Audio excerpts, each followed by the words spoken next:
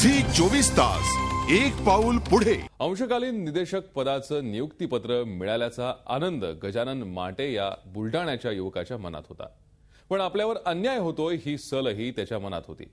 अन्यायाविरोधात लढताना 14 वेळा जिल्हा परिषदेला विनंती अर्ज, 2 वेळा बेमुदत उपोषण आणि आत्मदहनाचा इशारा हे सगळं करून गजानन थकला। अखेर त्यानं हेल्पलाईनला मदत मागितली। एखाद्याच्या मनमानीमुळे कधी कुणाला कसा आणि किती त्रास होईल याचा काही अंदाज बांधता येत नाही। अंशकालीन निदेशक पदाचं नियुक्तीपत्र देऊन सुद्धा गजानन माटे यांना मुख्याध्यापक रुजू करून घेत नाहीयेत। त्यामुळे गजानन आयुष्य संपवण्याच्या तयारीत होते। गजानन यांनी 14 वेळा जिल्हा परिषदेकडे विनंती अर्ज केला, 2दा बेमुदत उपोषणही केलं, पण पालिकेला काही केल्या जाग येईना। जिल्हा परिषदेच्या शाळांवर 10 महिन्यांच्या करारावर अंशकालीन निदेशकाच्या नियुक्त्या कराव्यात असा आदेश शासनानं दिला होता।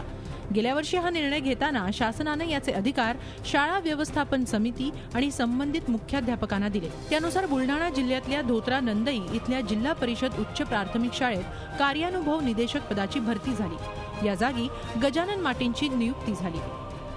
शासकीय निर्णयानुसार किमान 12वी पास आणि सीटीसी डिप्लोमा असलेल्या विद्यार्थ्यांना या पदावर नियुक्त करण्याचे आदेश देण्यात आले। त्यानुसार गजानन यांची नियुक्ती 23 ऑक्टोबर 2012 ला झाली। या नियुक्तीचे आदेश संबंधित शाळेच्या मुख्याध्यापकांना देण्यात आले। पण दुसऱ्याच दिवशी म्हणजे 24 ऑक्टोबरला गजाननऐवजी दुसऱ्याच व्यक्तीची या पदी वर्णी लागली। ही नियुक्ती केली होती मुख्याध्यापक अशोक इंगळेंनी। 10वी पास असलेल्या आणि सीटीसी डिप्लोमाही न केलेल्या विद्यार्थ्याची इंगळेंनी नियुक्ती केली। इंगळेंनी ही नियुक्ती स्वतःची तुंबडी भरून केली होती। ही बाब चौकशीत समोर आली। एवढंच नाही तर नियुक्ती करताना शाळा समितीच्या सदस्यांच्या खोट्या सह्याही केल्याचं उघड झालं। याबाबत गजानन यांनी देऊळगाव राजा पंचायत समिती तसंच जिल्हा परिषदेच्या मुख्याधिकाऱ्यांकडे लेखी तक्रार केली, पण त्याचा काहीच उपयोग झाला नाही।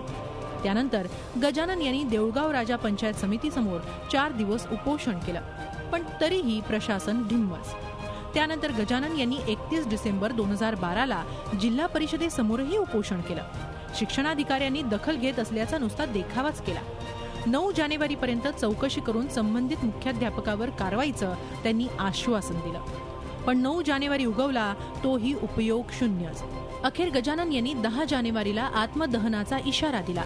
या इशाऱ्याचा थोडासा फायदा होताना दिसला। 24 जानेवारीपर्यंत चौकशी पूर्ण करून संबंधित मुख्याध्यापकाला कारणे दाखवा नोटीस बजावली जाईल।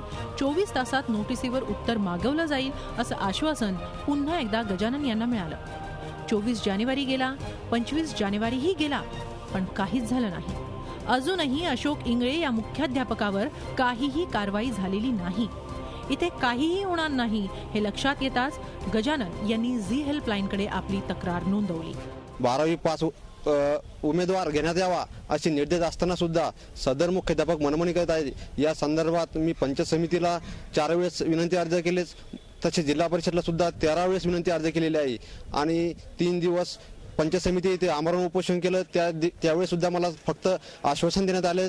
तसेच मी 31 तारखेला इथे 4 दिवस उपोषण जिल्हा परिषद समोर 4 दिवस उपोषण केलेलं आहे। त्यावेळेस सुद्धा मला फक्त आश्वासन देण्यात आले, पण अजूनपर्यंत हे सर्व काही कारवाई ही फक्त कागदोपत्री चालू असून मला न्याय देण्यात येईल असं फक्त सांगितलं जातं। अशोक इंगळे यात संपूर्णतः दोषी आहेत हे स्पष्टच आहे, पण शिक्षणाधिकारी कारवाईला टाळाटाळ करत होते हेही दिसत होतं।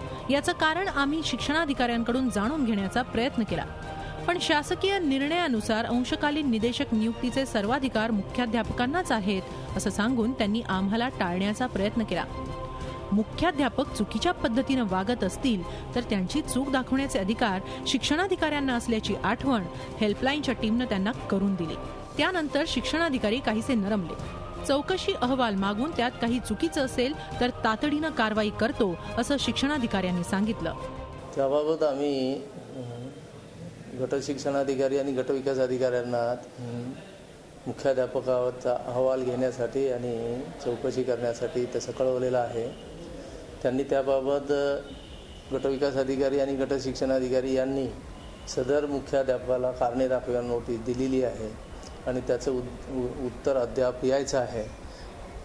मुख्याध्यापकाने जर चुकीची कार्यवाही केली असेल तर त्याच्यावर कार्यवाहीचा प्रस्ताव आम्ही लगेच मागवतो। गजानन यांना निश्चितच न्याय मिळेल।